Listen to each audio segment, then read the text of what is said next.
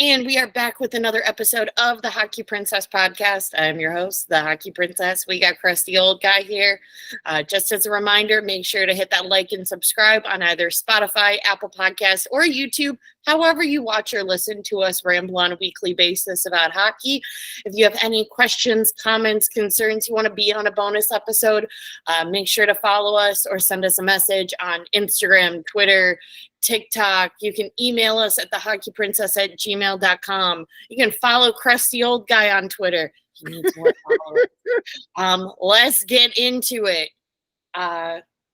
We've got the Worlds going on right now. For those who don't know, it's all the guys that are not in the playoffs are overseas playing for their country.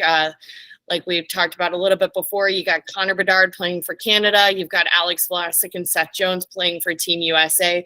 Very sad that they are not playing together. They're separated. Seth Jones is reunited with his old teammate, Zach Werenski.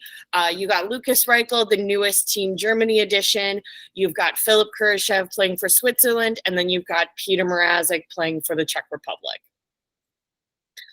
So it's a lot of just different countries playing against each other. It's a lot of NHL players and then just guys from that country and their like top league. Every country is a little bit different. You know, Team Canada, you've got a lot of NHL players, and then you look at Finland, who have like 2 or 3. Every country is just going to be different. I think there's certain countries that prioritize, the people who play for their country's leagues. And then there's some that are like, our best players are in the NHL. Right now you've got Switzerland and Sweden at the top for their different conferences, or for Group A versus Group B. Their conferences in my brain. And Switzerland looks absolutely great. We even had a Philip Kurashev fight recently. Boy got physical. What? Yeah. It wasn't pretty, but it happened. So that's crazy. Good for him. You also love to see originally Nico Hischier, who plays for the New Jersey Devils, was named the captain for Team Switzerland. And then it was announced once the Nashville Predators exited the playoffs that Roman Josi was going to come over to the Worlds and play. Nico Hischier, being a big fan of Roman Josi as a kid, gave him the captaincy and decided to wear an A for assistant captain, letting Roman Josi be the captain for Team Switzerland. Other big side, you've got Sweden on the other one, who look absolutely great. They're the only team that is undefeated currently. I love to see that just because I like to see other countries aside from Canada. I'm a big fan that just because your entire roster is NHL players doesn't mean that you're going to be the best team on the ice. But speaking of Canada, it is the Connor Bedard show for Canada right now. He is lighting it up at Worlds, lighting up truly everybody. There's a little bit of, we're holding. So I'm just you keep going. There was a little bit of, hemming and hawing against Connor Bedard from one Jacob Voracek, kind of criticizing Connor Bedard's lack of celebration for his goals in Worlds right now. Apparently he is just staring down the other team and not really celebrating whatsoever. And he thought it was disrespectful to the other team to not celebrate. I really don't understand that, because it's not your goal celebration. I don't think you should criticize how other people choose to celebrate or not celebrate. I think it's funny, and I think it's theatrical in just the complete opposite way. As long as you're not being so dramatic that it's, causing a ruckus on the ice, I think people should be able to celebrate however they want or not celebrate. That is crazy. That's the first time I've ever heard of something where it's disrespectful not to celebrate now. Yeah, it's weird. I think these old people are just making things up as they go along, just to make up things. That way, if you put something with Connor Bedard, maybe you'll get some clicks. So maybe we should just say Connor Bedard all the time. Connor Bedard. And maybe we'll get some clicks. We need clicks, don't we? Sure. Click. Yeah, that's the stupidest thing I've ever heard. We've heard plenty of those this year of listen, no slap shots into the goal, can't shoot anything hard into an empty net. I'm still unconfused about empty net etiquette also, but there'll be I think we're all on the same page except for Sheldon Keefe in Toronto, which I think this came out after we recorded last week, or if it didn't, we just didn't talk about it. The witch strikes again. Sheldon Keefe was fired from the Toronto Maple Leafs. There is currently a open position, a lot of open head coach positions throughout the NHL. So like I said before, I definitely think some of those will be announced on draft weekend or going into free agency / later in the summer. I don't think it's going to be too late because there's going to come to a point where teams are going to need to fill their head coach position, even if it's a interim, this was the assistant coach. They're going to be the head coach for now until we, do more interviews to find a long-term head coach.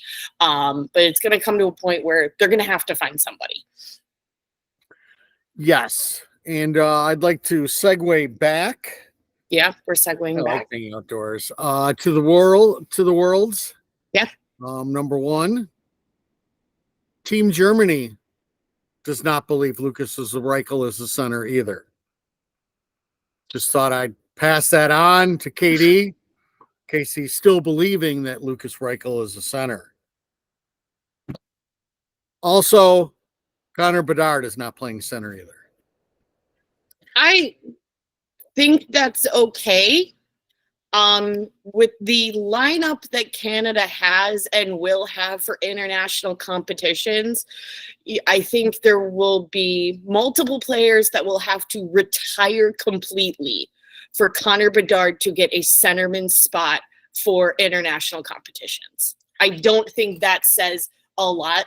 Lucas Reichel, that definitely says a bit more because, Germany's lineup is quite a bit different in terms of talent. I don't think that says much because you look at all of the true centermen or the veteran centermen out of the NHL that play for Team Canada, and they're a lot bigger, a lot more experienced, and are going to be trusted more by coaching. Yeah.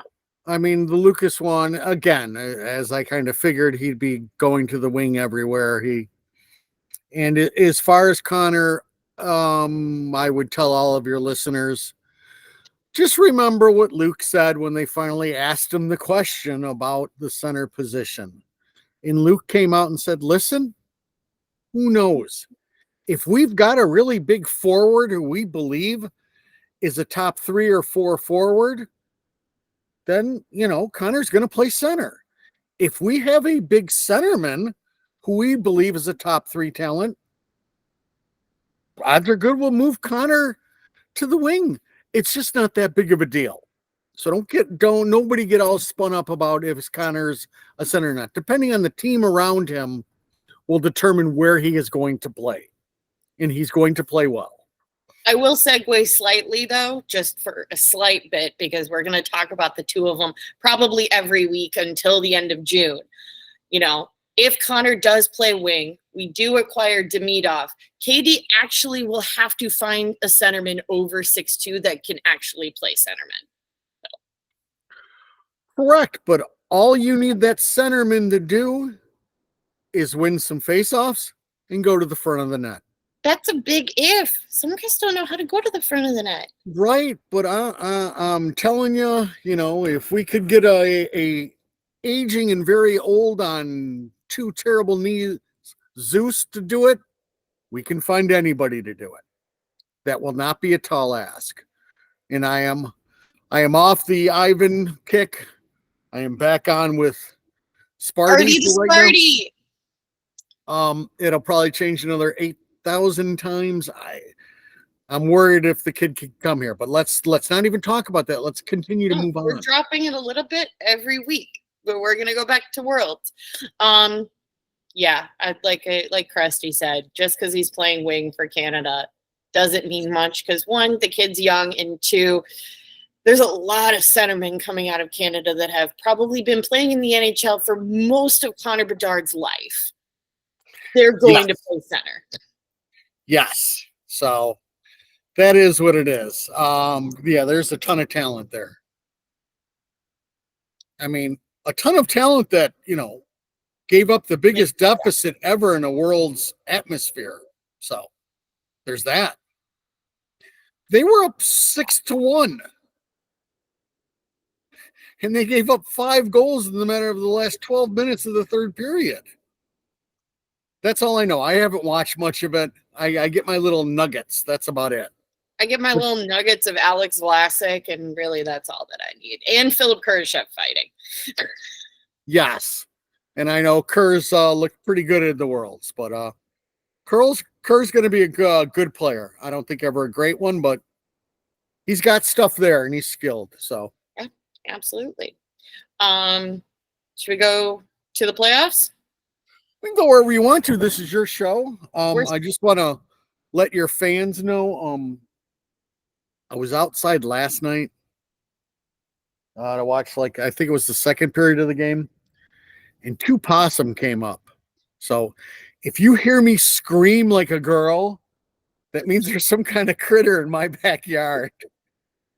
You'll find out exactly what kind of old man crusty old guy is. So far, so good, though. All right. Carry on. All right. So we've got 4 matchups. We're still in the midst of round 2. Start off with probably one of the most, well, no, all of them are kind of surprising at this point.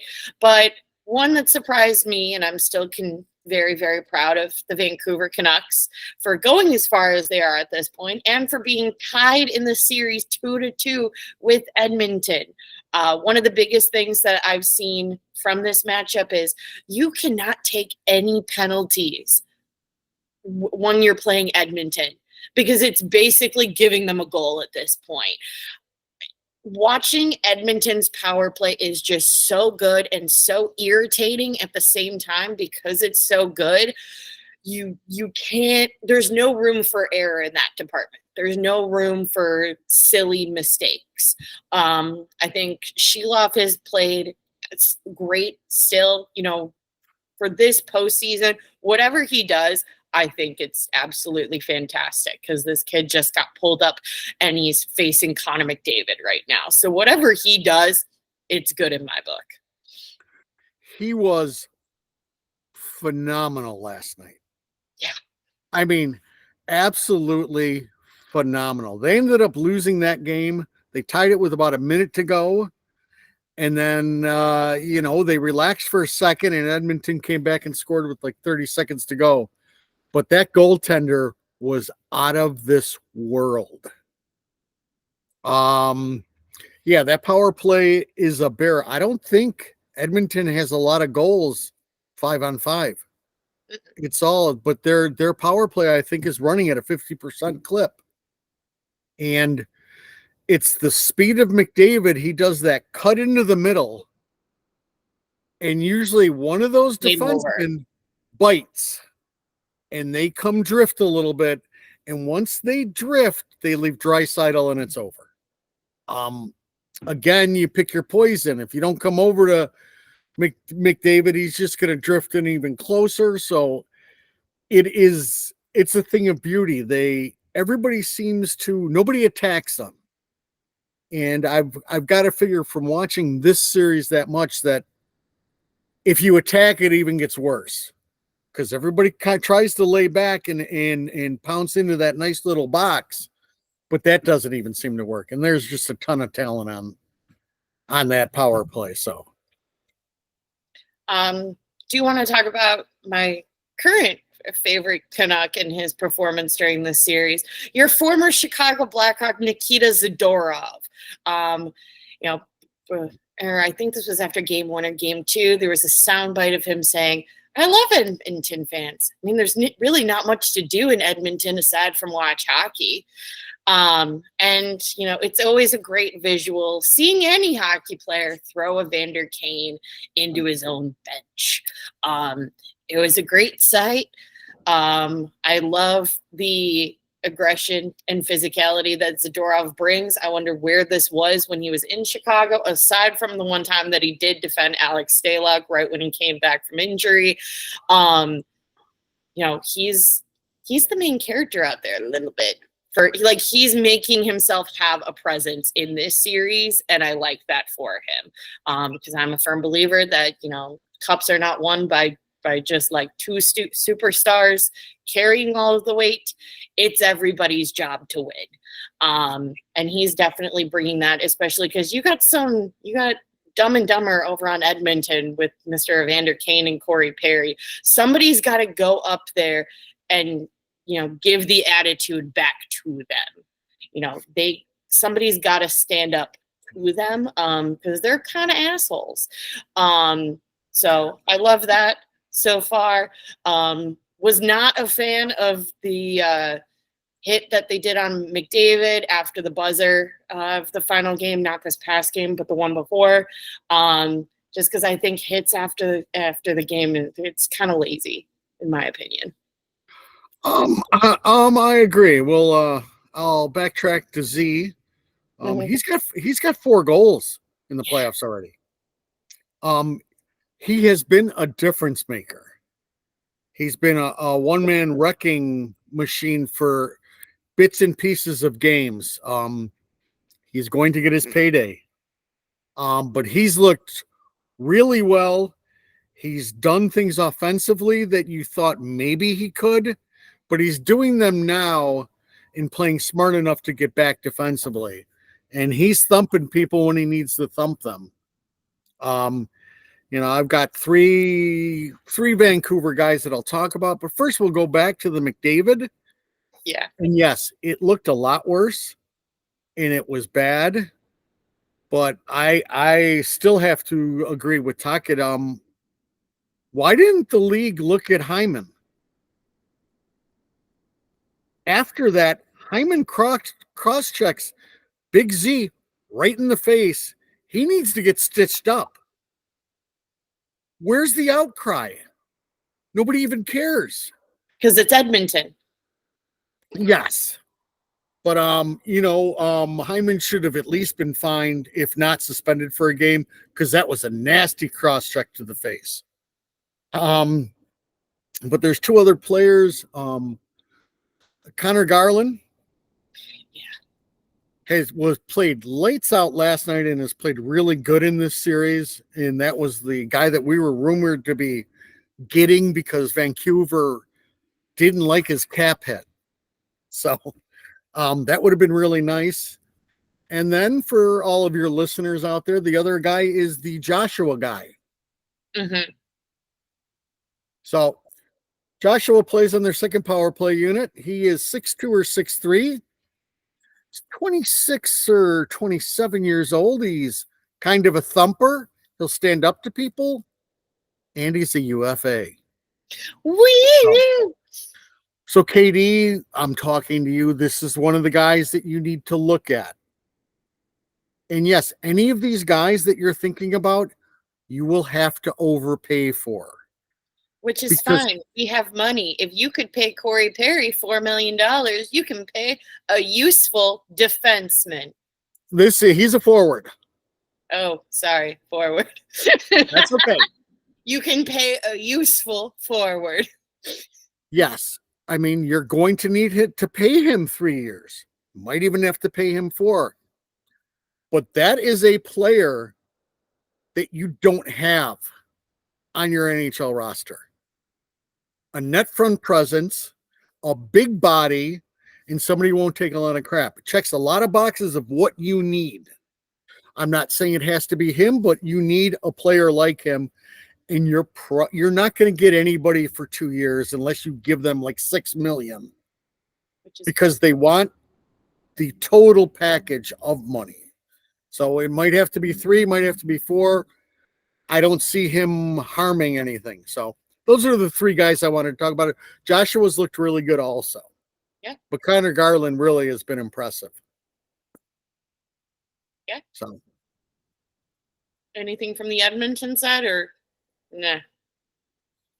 We don't really like to talk about Edmonton, and Besides the three, well, the one thing that I've noticed is I don't know when it happened, but Darnell Nurse is not a very good defenseman. And I really thought that $9 million contract that I thought that was going to be well worth it. He seemed on his way to being a nice two-way defenseman. Mm-hmm. He's struggling to play D. It's pretty apparent. So, you've got him. I mean, their top three, actually, I mean, they've got 5 scorers. And they're running the power play. Yeah. I mean, you've got Hyman, you've got Draisaitl, you've got McDavid, and I love Ryan Nugent-Hopkins. I think he's a phenomenal player. He just doesn't get the press. But after that, the struggle's real. You've got Evander Kane basically gooning it up. And yes, go ahead, Hunky Princess. Did you see who was in attendance at the game last night? Who was in attendance? In Edmonton, sporting his number 2 Edmonton Oiler jersey. Not Duncan. Edmonton legend. Not my guy. What? Well, yeah. I'm glad I missed that somehow. Dunk. Not good, Dunk. Not good. Well, I'm glad for Dunk. He's up there. He's by the boy. That's all that matters. But yeah, besides that, Edmonton made the goalie change last night. It's still, it's still the same. What do you think going into the next game? Who do you roll with? I think you're screwed. I mean, Pickard won, so I don't see how you go back. But I think you have a problem going back, period, now. It's not like anybody's playing terrible, but they're not playing good either.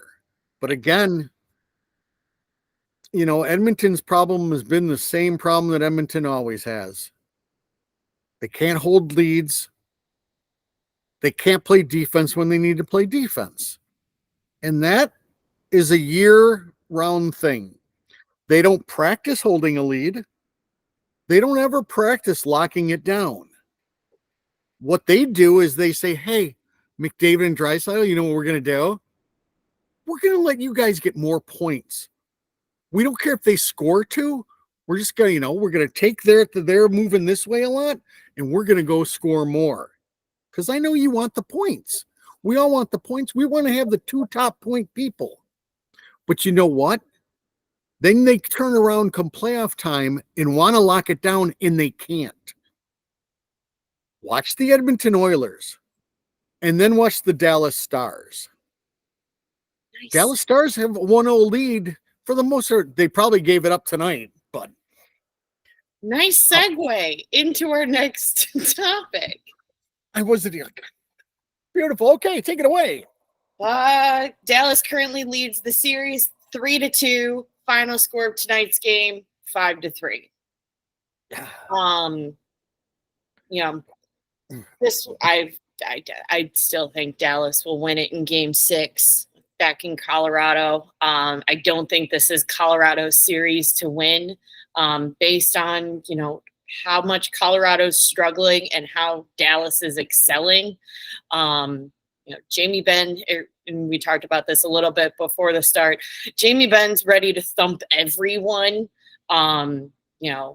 against or in the first round as well as in this round. Tonight in particular, he was ready to send just everyone flying, which, if Edmonton does, go to the Western Conference Finals and they play Dallas, I'll really enjoy seeing Jamie Benn just thump everyone on Edmonton. Biggest things for me for Dallas is, good God, Heiskanen and Robertson are just so good and so entertaining to watch, and they will never not be entertaining to watch.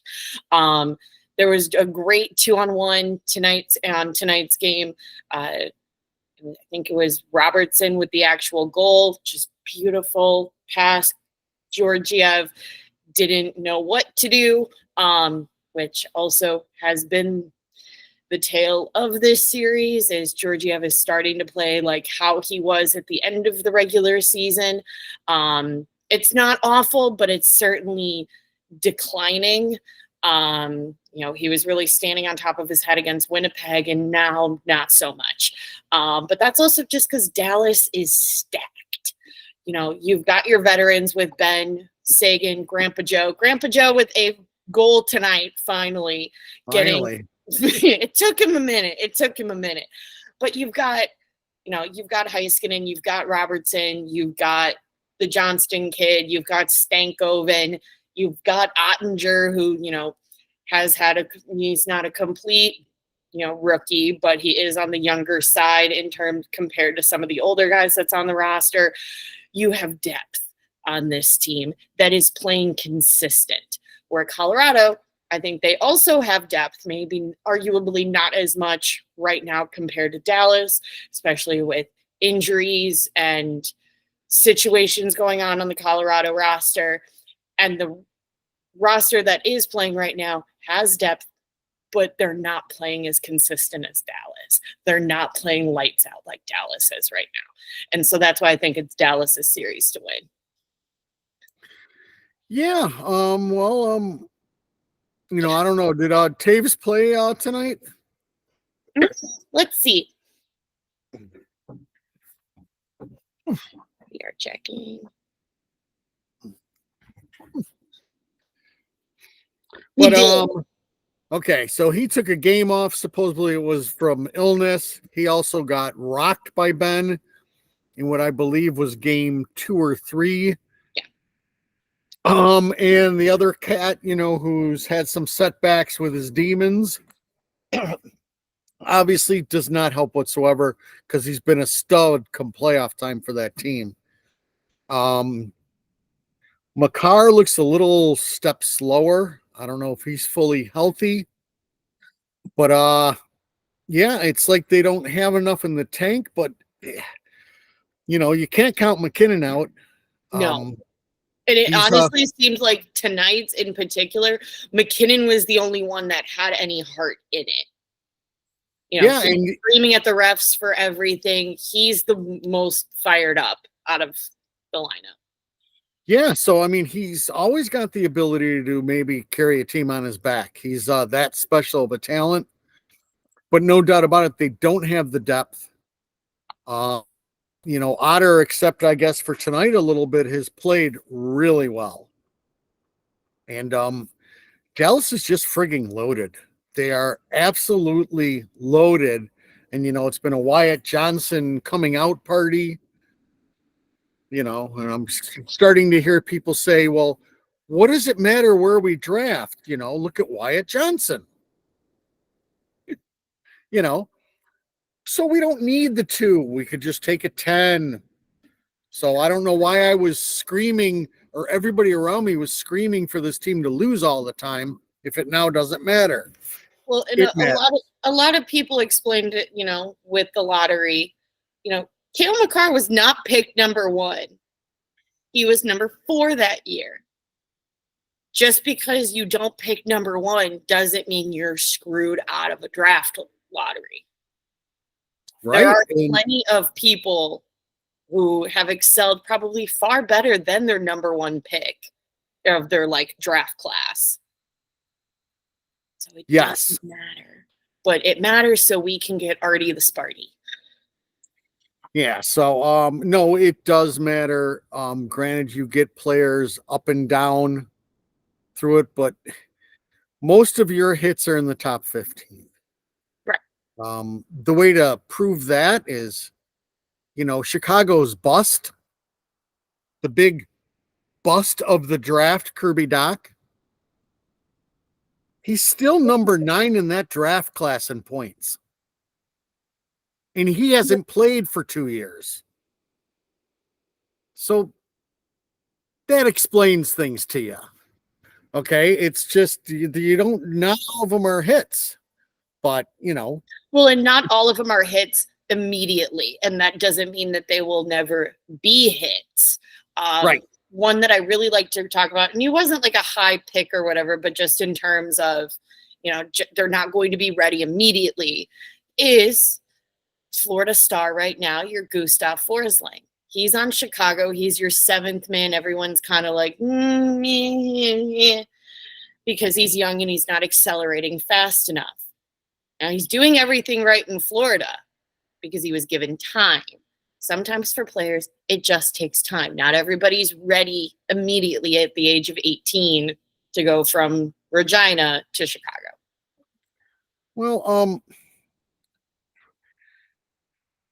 Goose had an idiot coach who decided then he wasn't good enough. The coach before him played him when he was a young kid and seemed good, pretty darn good. Him and Ruda made a nice pairing. And then, Harry Potter came in and said, "Oh no, I don't want him." And then he went to Carolina, and Carolina is stacked. Florida. No, he went to Carolina first. He was traded to Carolina. He was waived by Carolina. And he didn't clear waivers, and Florida picked him up. And then the rest is history. Yes, but Carolina also was a team defensively that was very stacked. Yes, some players don't make it either way, but trust me, a second pick is much better than a 10. And yeah, there are no guarantees. You look at the Rangers, they're still waiting on Capo. So you just don't know. Yeah. I don't know if you want to use that as a segue, because now, I thought about it last. Huh? To New York.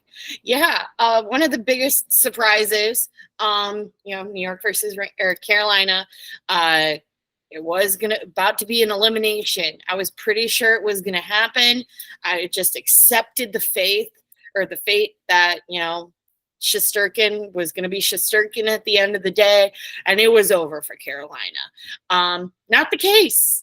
Not the case. New York leads the series 3-2. Carolina forces it to a game 6. I really don't know how this one is going to go.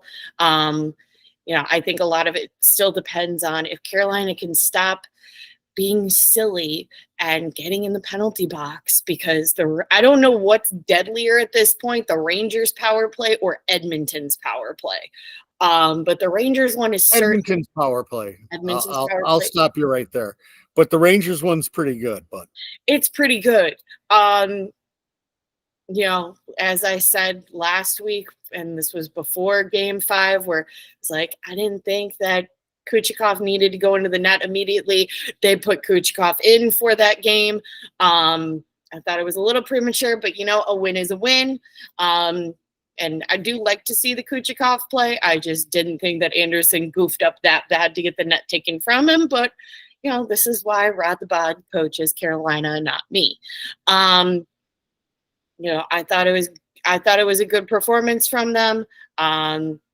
They seemed to make less silly mistakes. There were still definitely some, but it wasn't as consistent as before. This one I don't know how this is going to go.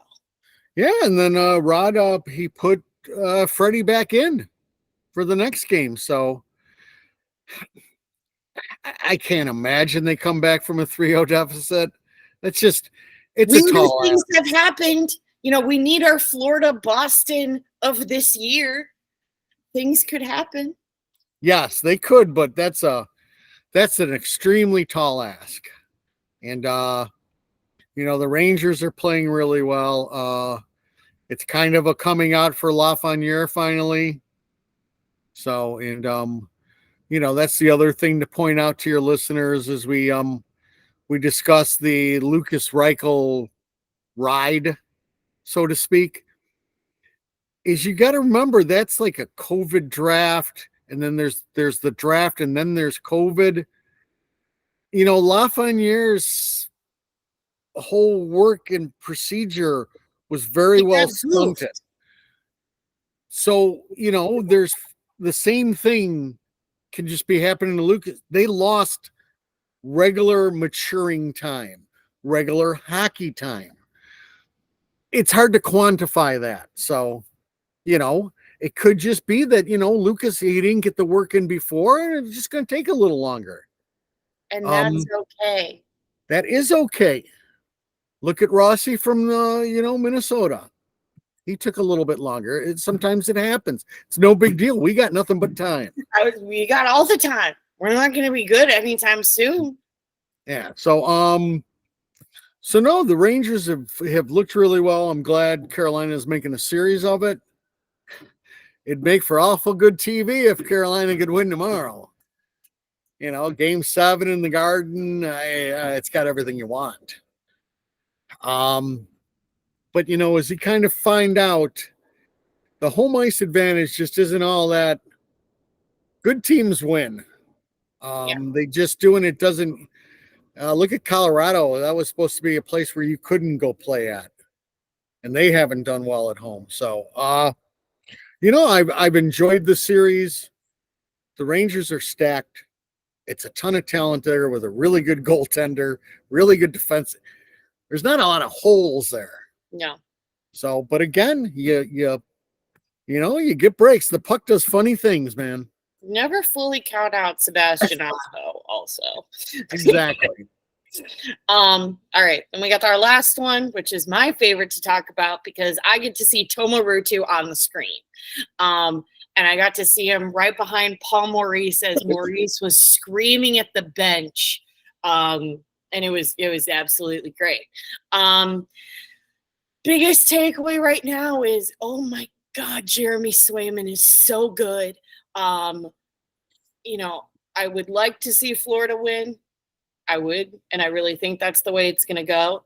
I think if Boston wins this series, it's because of Jeremy Swayman and what he's doing. Because it's been a little wishy-washy. I think Boston's missing a giant piece with Marchand being out. And I think Boston's just a little shaken overall. I don't see them being as confident consistently compared to Florida. So I think they, of course, have the capability to win the series because they do have talent. But I really think if they do, it's because Jeremy Swayman is not letting any puck go in its net. But enough about Boston. I think Bobrovsky has been playing, as the Bob is going to, which is amazing. Unfortunately, they lost last night's game. Florida leads the series 3-2. Nobody wanted to end this at a game 5. I was hoping somebody would, but everything's going to 6 or 7, which should be interesting. Very, very interesting. I definitely, this one has gotten a bit feisty. Quick question: what is your opinion on the Bennett hit? The soccer punch thing. Because people are calling it the worst hit this postseason, and I don't think that's it by any means. God, no. You hear different things. It looked pretty bad. But Sam Bennett is a nasty man on the ice. So was it deliberate? I'm sure kind of. It happens. Is it any worse than taking a stick to the head, a cross check to the head? No. I did hear I listened to 32 Thoughts podcast either today or yesterday, and Friedman was talking about, at least one or two of the players came out, old ex-players came out and said, well, listen, the hand that he's trying to shy away from, this is the hand he broke and why he was out.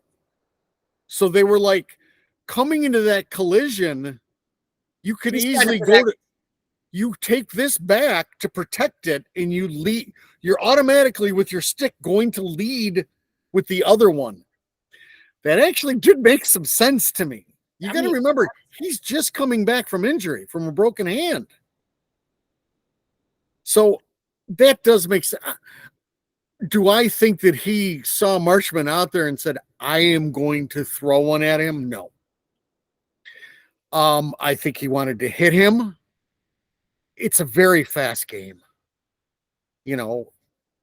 I It's think he wanted to marksman. hit him, but I think it's no different than like Ben wanting to hit everyone on Colorado. Like, you want to hit the opponent. I don't think there was a specific malicious intent. Like, I am going to do this hit on this guy right now. Right.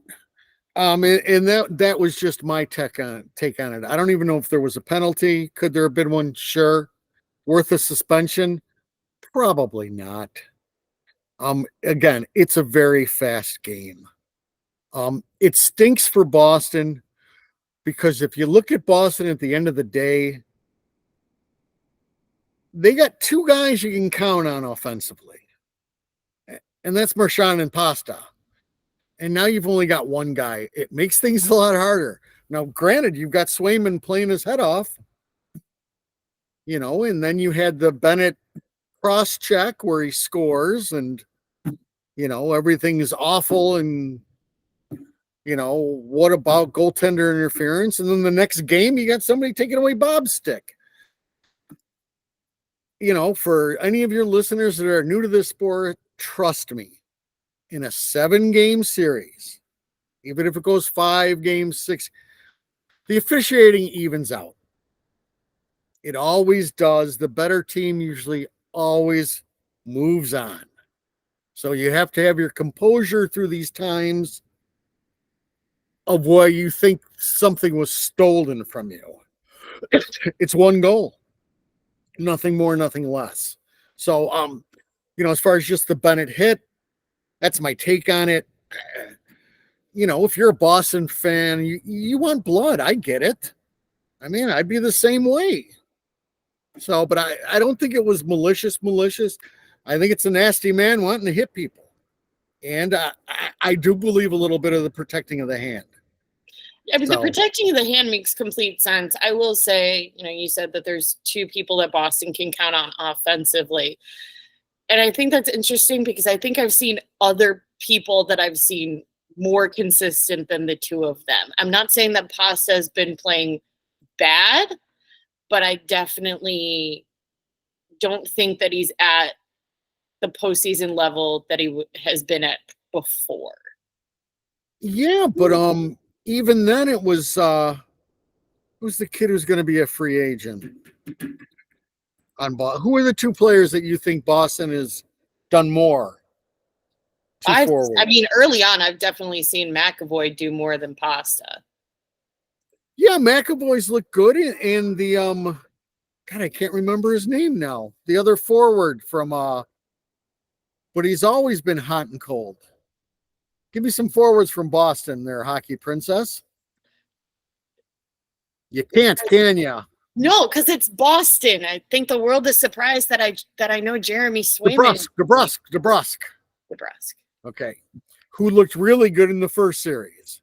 Yeah. So, but DeBrusk is famous for series on to, Marchman and Pasta drive the engine. And they're the only 2 when push comes to shove that you're really going to count on. So, again, they've got the goaltending. This, as I mentioned on the last show of yours, this is my kind of hockey.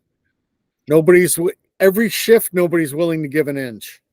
They're trying to impose will every shift. These are 2 teams that won't have will imposed on them, though. They're just not going to. One's going to lose, but it's not because their will was taken. I just don't see it. Florida, again, there's a ton of talent there.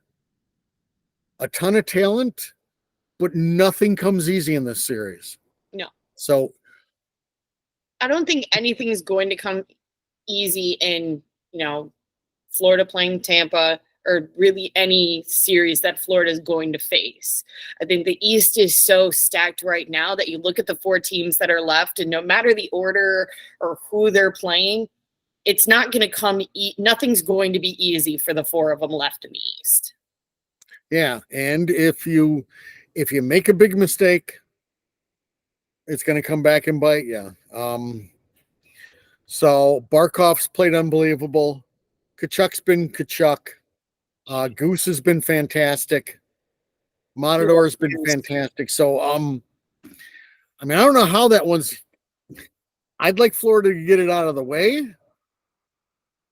And I'd also love a game 7.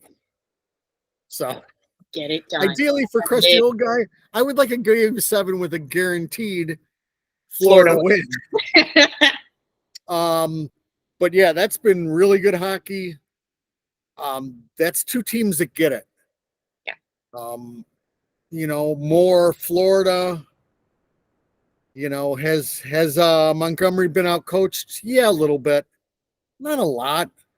They all play the same structure. They all take their structure to heart, and they're not going to give up much. So I do think that series is now just being the battle of the funny coaches, because you see videos of Montgomery behind the bench just doing ridiculous things and yelling at refs and everything and just being absolutely ridiculous.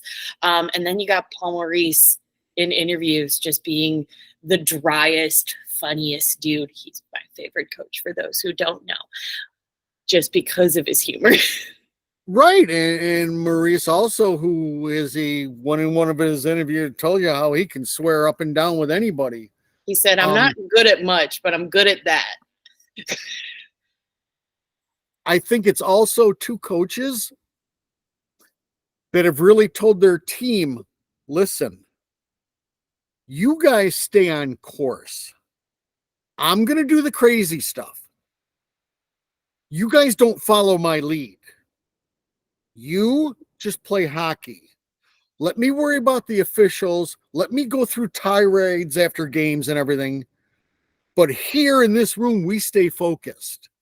And I think both coaches have stated that to their team, that, listen, we're going to go outside the box trying to get any advantage from the crazy goaltender interference and everything else. I might look unhinged. I probably am unhinged. But neither are. It's for effect. It's for a reason. But I think both coaches have relayed to their team, you can't become unhinged. Because it gives up a power play, you take a stupid penalty, and this series is over. So I've been entertained with both coaches. Yeah. That brings us to the end of our episode for this week. All righty. No possums. No possums. Whatever those things are. Got any final words? Any final words? Final thoughts? Final feelings? Final feelings? I don't think I got any of those. No. All right. Just as a reminder, make sure to hit that like and subscribe on either Spotify, Apple Podcasts, or YouTube, however you watch or listen to us. Please, if you have any questions, comments, you want to be on a bonus episode, make sure to send us a message or give us a follow on Instagram, Twitter, TikTok. You can send us an email on thehockeyprincess@gmail.com. That will be all, and we will talk at you guys next week.